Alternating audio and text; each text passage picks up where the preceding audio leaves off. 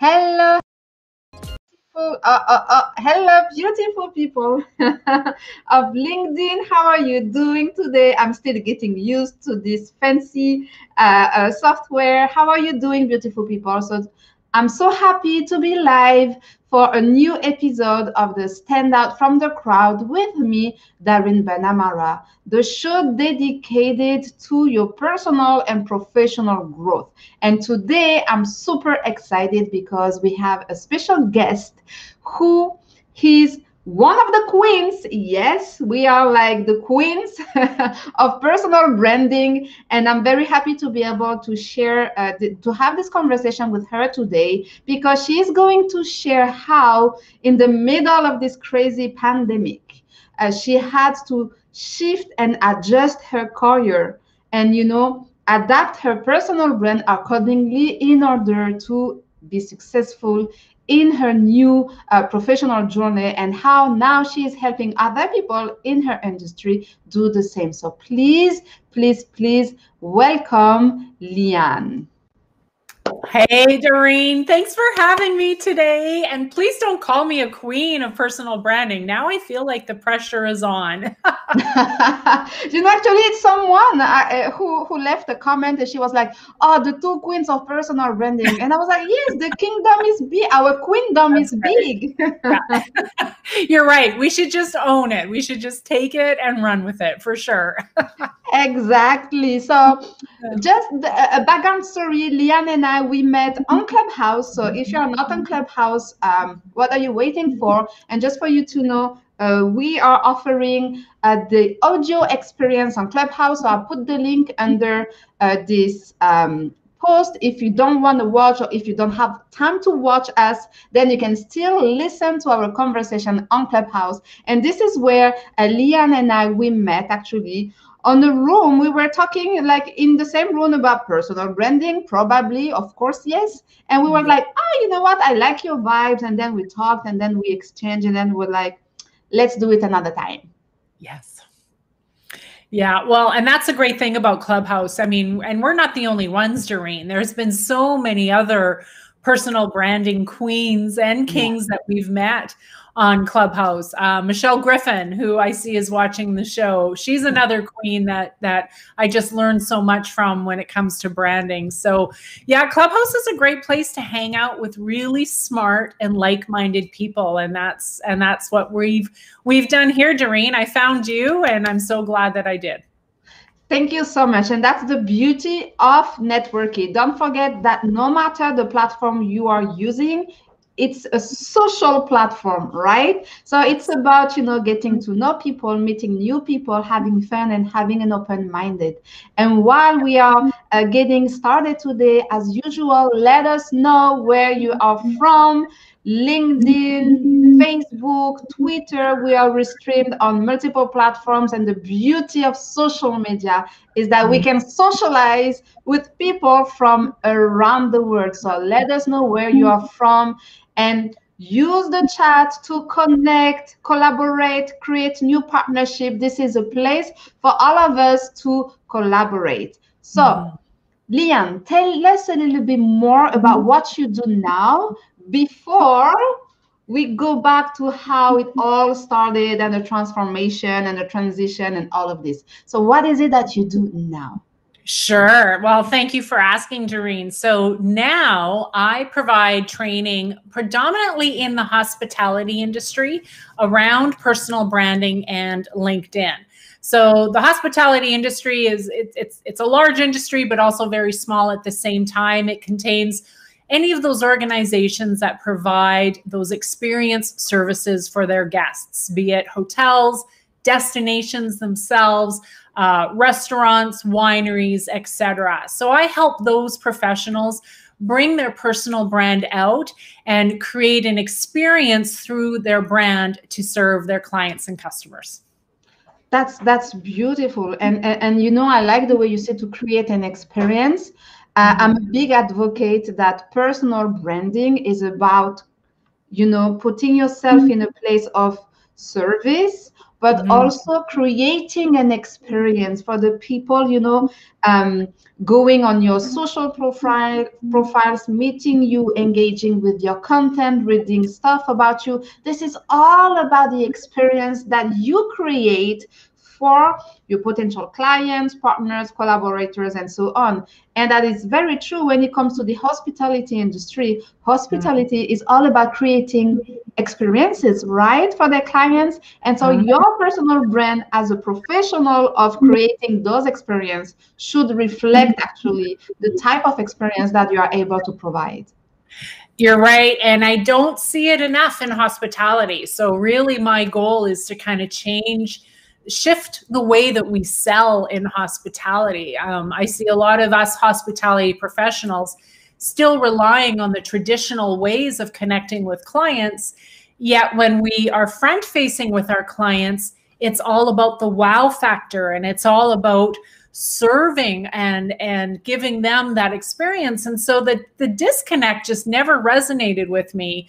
And that's why I started my personal brand so many years ago, is I thought, there's got to be a better way that we can weave that experience from beginning to end during our workday.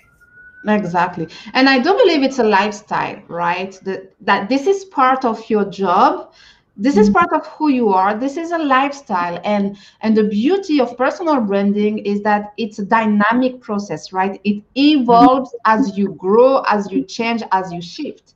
And so this is what we're gonna talk about today, because with the COVID-19 crisis, a lot of people lost their jobs, or a lot of people decided to quit their workplace, to shift from an industry to another, or finally they decided to follow their passion and eventually follow a more entrepreneurial route, where they could maybe build up something that belongs to them.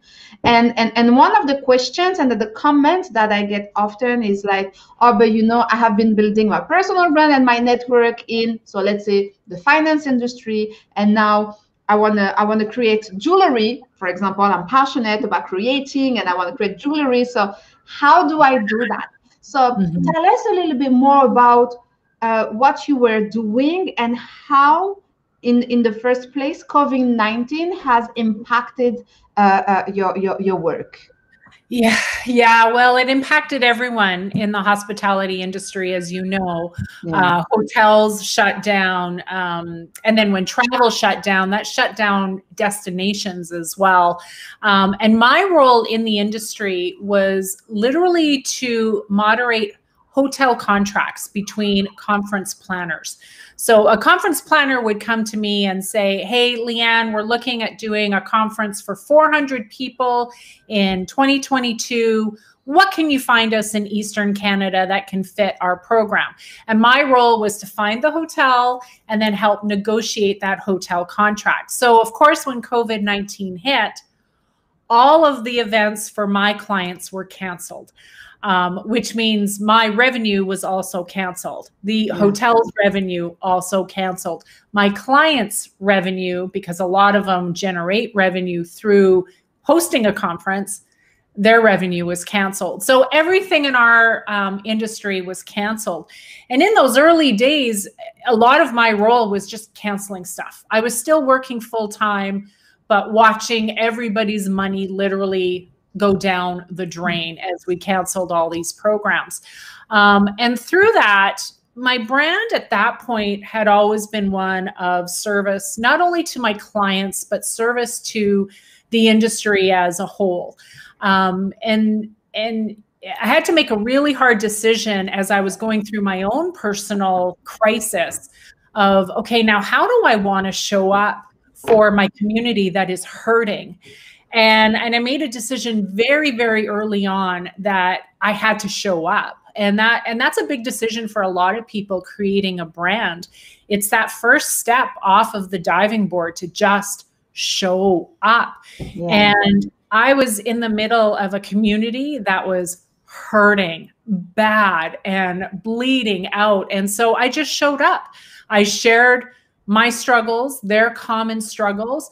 I shared successes too, as we saw, different parts of our industry pivot as well. And so I just kept on showing up. And that's kind of brought me to what I'm doing now is, I had a decision to make. Do I want to find a different position in my industry? And going through all of the options, nothing resonated with me as much as just showing up. And so I've decided to show up. I'm just going to do it more, and I'm going to teach other people how to show up. So I found I was really empowered with that. That's kind of what kept me going through those dark days, was just having that community with my industry continually. So now I want to help people find their own community and create those connections. And of course, as you know, Darine, a personal brand is the best way to do it. Exactly. So now let's dive a little bit into, the way you decided to show up, because you decided to show up from a place of empowerment, where you wanted to share your story, where you wanted to, tell others, listen, we are all in the same situation. It's hard. So how can we, overcome these challenges? But when you started to show up, like, was it only to share your experience and the challenges that you were facing at that time, in a place where you wanted to encourage your peers, actually, to tell them, listen, this is hard for everyone, you are not alone? And so was it the sole purpose of you starting to show up online, or you had already in mind the idea that, okay, I want to show up from a place that is empowered and empowering, but also I wanna show up in order to make my transition? Did you have this transition idea in mind already when you started?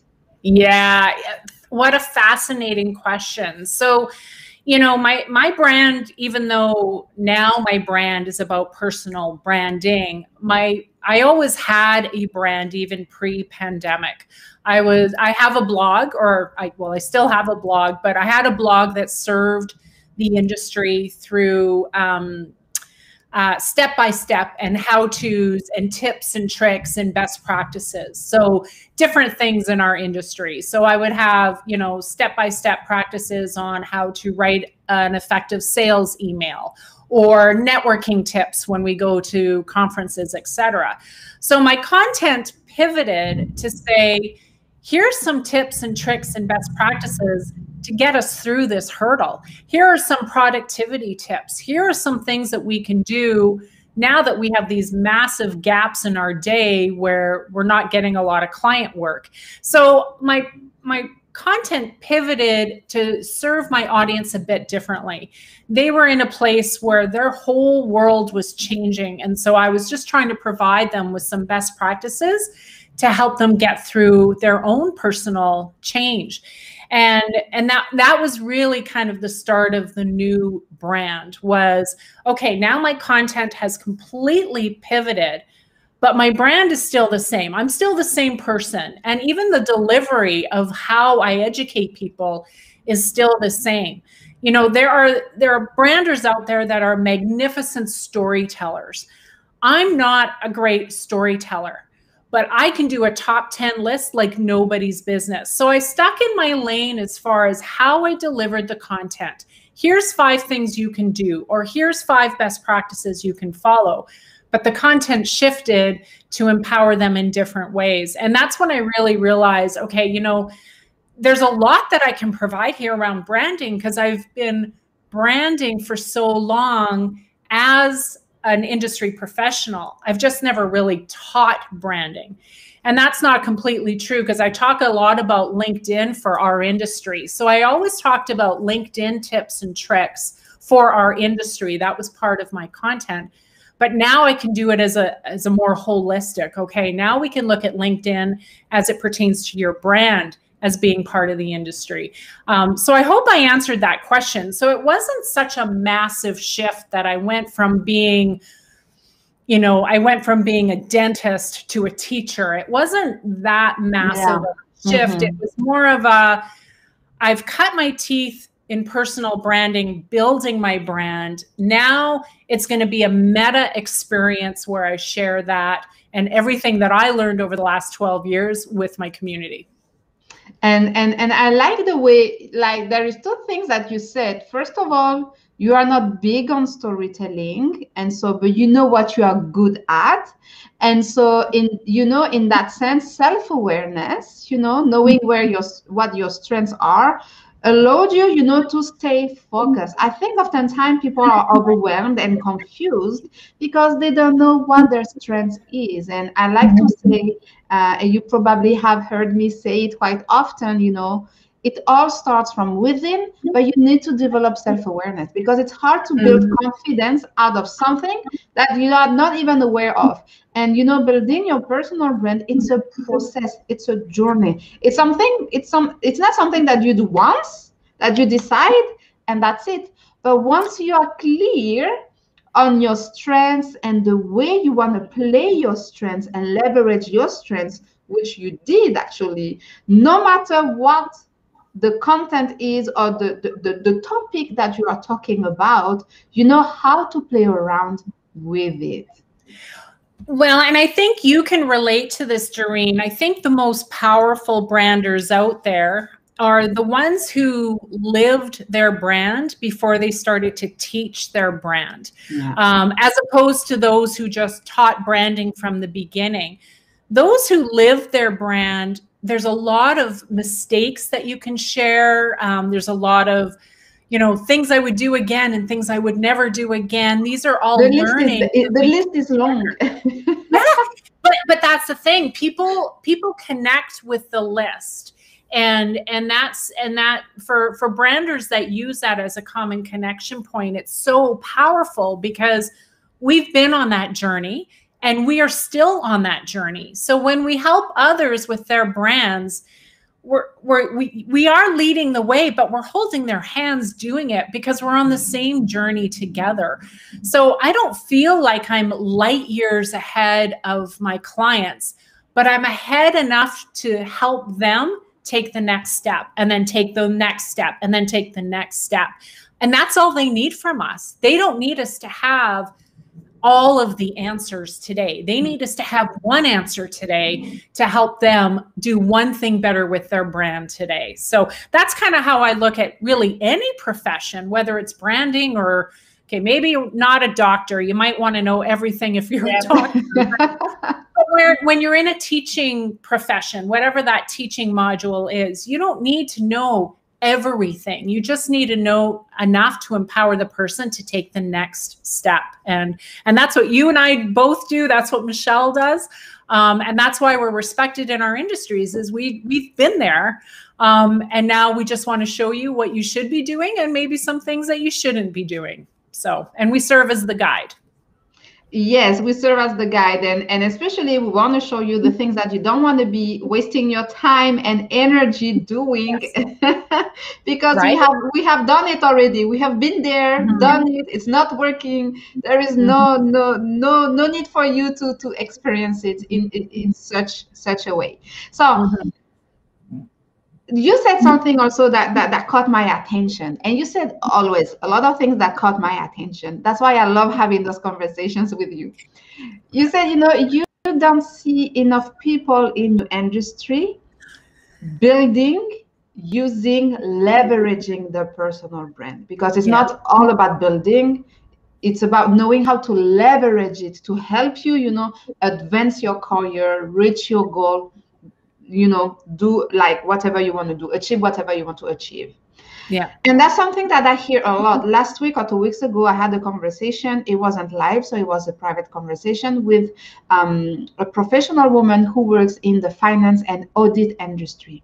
And she told me the exact same thing. She did a poll and she interviewed a couple of people, and more than 60% of the people in her industry responded that they don't need the personal brand because their brand is the company's brand. Yes. Yeah. Voila. Okay. Right? Yeah. Right? But and the thing, and I really would love you to share the experience in the hospitality industry, because it's kind of similar. People think that, okay, I'm working for this hostel or this hotel or this chain or luxury hotels, or this is the brand, I don't need the brand. But again, COVID-19 has showed us that if you don't build a brand, and that's what allowed you to transition like successfully, I want to say, and fast enough, because your transition was quite fast. You know, you already had a personal brand, and the misconception I see with a lot of people, especially in this type of industry, is that they do believe like, okay, but I can't have a personal brand because I have the company's brand, or the company's brand does the job for me. But when you are laid off because of an economic crisis, and economic crisis, people are cyclic, okay? It comes around and they come back every 5, 8, 12 years. This is the way the world is. So you gotta understand that nothing can be taken for granted. So that's why you need to build your personal brand, because when something happens and that your industry collapsed, you still have your personal brand to allow you to like navigate through uncertain time. So tell us a little bit more about that in your industry. Well, I mean, you said it all right there. Because if you can remember back, well, I can remember back because I'm no spring chicken. Back in the 90s and even the early 2000s, brands were reserved for celebrities. Okay. They had brands, but other people didn't have brands. And then you saw the rise of the entrepreneur, and entrepreneurs had brands. But you're right, the company people still felt there wasn't an empowerment there for them to create a brand because they had a marketing department. And so there's the first disconnect, right? Is trying to get past what a company's marketing department function is and what your personal brand's function is within the organization, right? So you are now creating business for your company through your personal brand, but your marketing department still has their own messaging and their own resources that you can maybe tap into. But it's through people, as you know, people buy from people, and people buy from people they trust. And when you create a personal brand and it's authentic, the trust is built right there. And so that's kind of becomes that inbound marketing message. I'm a big fan of inbound marketing, where people are drawn to me. They're now going to be drawn to what I do at the organization and the product or service that I sell at the organization. So you mentioned the finance example. I've got the hospitality example. There's literally dozens of industries that kind of fall into this awakening right now, where it's like, you know what? Yes, I work for Hilton Hotels, and it's a massive hotel. But during the pandemic, clients couldn't visit the Hilton in Toronto to take a look around. They could only do that through the brands of their employees. So that's the real power, is it, as a brand, you're still connecting and creating relationships with your clients and customers through this pandemic. So it's slow though, Darine, I'm not going to lie. It's slow. I'm seeing some professionals obviously doing it really, really well, but not enough. And so that's, again, you know, my personal mission is to empower each and every hospitality professional to say, it doesn't matter if you work for Hilton or Marriott or this destination or that destination. Your value is the ability to create trust and bring business in through your brand. And that makes you marketable to all of those people I just mentioned, because Marriott should be tapping into those kinds of resources of people building business through their brand. But you and I could talk about that all day, because that's our soapbox. That is how business is done now. It's done through people you trust. And of course, the brand is the vehicle to do that. Exactly. You have to be marketable. And I do believe, even though it's slow, I do believe this is where we are heading. At some point, companies, big brand, will be looking for people who are marketable, people with strong personal brands, because these employees will be bringing more businesses, more clients, to their company. So this is clearly where we are heading. So you want to either, be oh, I believe in it 100%. No matter how slow it is, I believe in it 100%. So you can either be proactive and start working on your personal brand, okay? Or you can just wait, hoping that things will get back to normal as before, which no longer exists anymore. The new normal is now. Okay, so do you want to miss the boat, miss the train, or do you want to get on the train and start now building the foundation of your personal brand? So when the major shift happens in your industry, you will be ready and you will be on the top of the list. Well, and that's the thing, is to remain top of mind in our industry, which has a ton of competition. You've got to stand out somehow, right? Whether you're the restaurant in downtown Toronto, which, as you know, there are literally hundreds of those, or you're a hotelier marketing to large corporate meeting planners. You've always got competition around you. So how are you going to stand out from the competition when you serve the same food, you are open the same hours? Like, where is your differentiating, your unique selling proposition? So that's what we need people to kind of dig deep, and the unique selling proposition for a lot of these places is the people. Yeah. And so if that's going to set them apart, and that's what's going to drive the business. So what do you say? So we are a little bit further, but what do you say to people who like are scared to build a personal brand because they don't want to be fired? Yeah. So the training I give my clients is to actually have that conversation with your employer.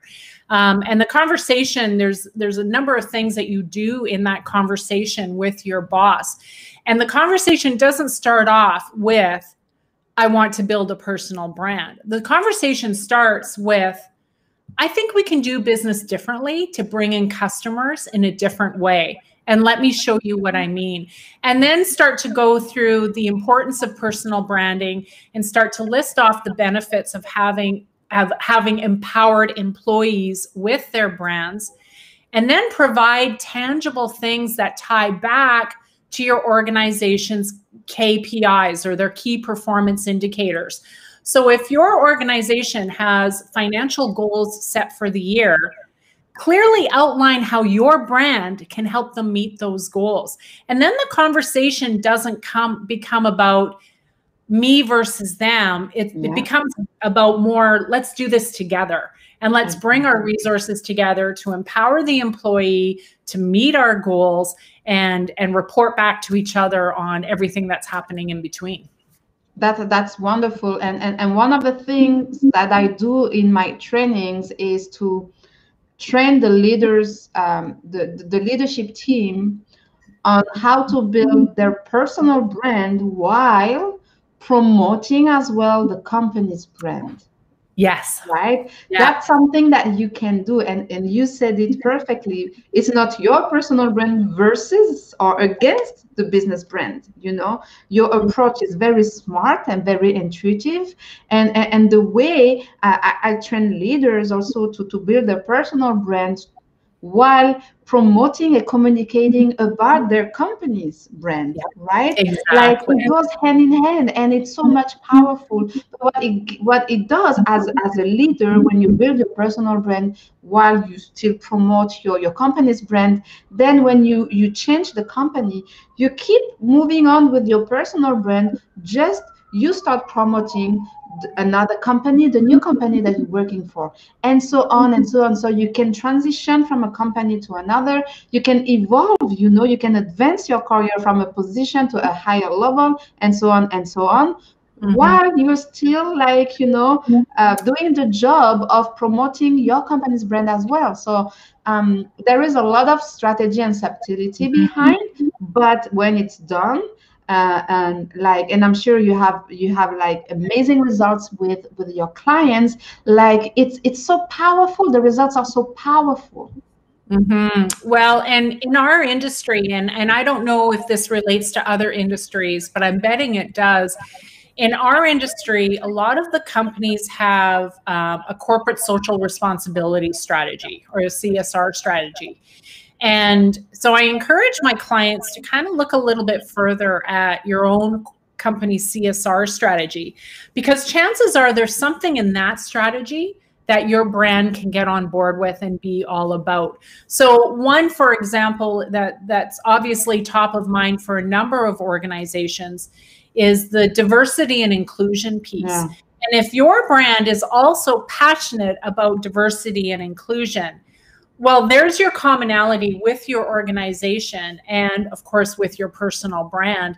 And even if you leave your company, you're still passionate about diversity and inclusion issues. And you might even seek out a company that still has that as part of their CSR strategy. So if you're struggling to find the commonalities with the unique selling proposition with the product or service itself, look a little further, open your lens a little wider and look at the different things that your organization is doing in the community. You're going to find alignment somewhere.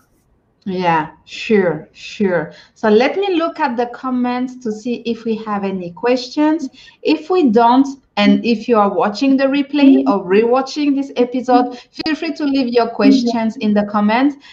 We will read all of them and get back to all of you, all your questions. So we don't have any questions. So I guess we were very clear and very articulate about the topic today. But I think it's very important. And I know a lot of people are going to watch the replay because this is a question that comes back often and very, very often. So it is possible, it is doable, and it is also doable and possible to build a personal brand while you are an employee for the company. This is not you versus them. This is all of us together. I did it for 12 years. Anyone can do it. See? So what would be like the last word or the key takeaway that you would like to share with our audience when it comes to shifting your personal brand? Yeah, when it comes to shifting your personal brand. Well, I think it goes back to finding the things that you are passionate about. I think the number one key to personal branding at any stage of your brand is being authentic to the things that fire you up. So whether you're a strong leader or whether you're an expert in this field, staying true to who it is you are will create common connection with your clients, your customers, your audience, your employees, your colleagues. So stay true to who it is you are when you amplify your brand. I think that's the biggest thing that people need to remember as they're creating this strategy, creating this pie in the sky vision of what their brand looks like. It doesn't need to be complicated. It really is about who you are and how you connect with your end user. So I guess that would be my takeaway. Yeah, and you said it, like, it doesn't have to be complicated. It can be very simple. And actually, this is the perfect transition, Leanne. Before we wrap up, I would like to remind you that if you don't know where to get started with your personal brand, you can always download my free 5-step blueprint. I will show it right here.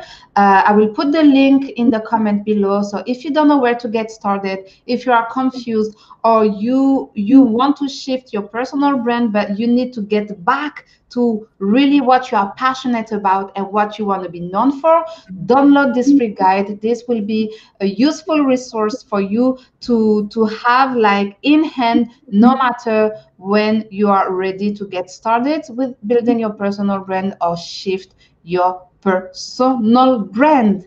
Leanne, thank you so much. I will see you probably on Clubhouse and on your live. So you told me that you will get back to go live on. You have your own show. Tell us more about your own show and when does it take place? Sure. Thank you. Yes, I do a show on Tuesdays called Tuesday Tea because I love drinking tea. So I do Tuesday Tea at 1 p.m. Pacific, 4 p.m. Eastern.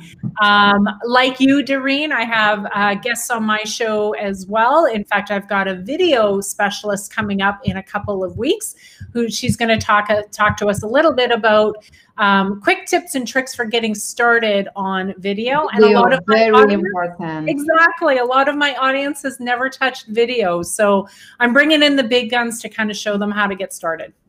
Okay, so every Tuesday, 1 p.m. Pacific time, 4 p.m. Eastern time, go watch Leanne live as she shares tips with her guests and video marketing. Yeah, that's something I'm thinking to do as well, because video marketing is key. People, you cannot avoid video marketing anymore. So you hide yourself for too long behind your screen.